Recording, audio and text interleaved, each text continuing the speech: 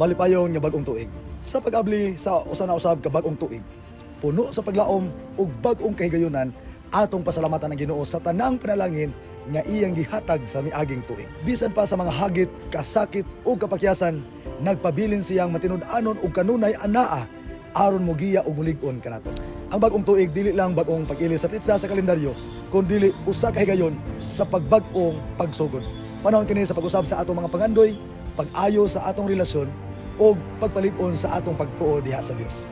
Hinumdumi mga higala nga ang tinuod nga kausaban magasugod sa kasing-kasing nga anda mo salig ug mosunod sa iyang kabubuton. Sa umaabot nga mga adlaw hinaot nga mapuno ang atong panimalay sa kalinaw, ang atong hunahuna sa kaalam ug ang atong kasing-kasing sa gugma. Magpadayon ta sa paglakaw uban sa paglaom. Pagka mapasalamaton ug pag-alagad kay sa tanang butang, ang Dios mao gihapon ang atong kusog ug giya. Busa malipayon ug ulahan nga bag-ong tuig kanatong tanan. Kay nahibalo ako sa mga plano nga akong gituyo alang kaninyo. Nag-ingon ang Ginoo, mga plano sa kayuhan ug dili sa kadautan, aron hatagan kamo og paglaom ug maayo nga kaugmaon. Jeremias 29:11.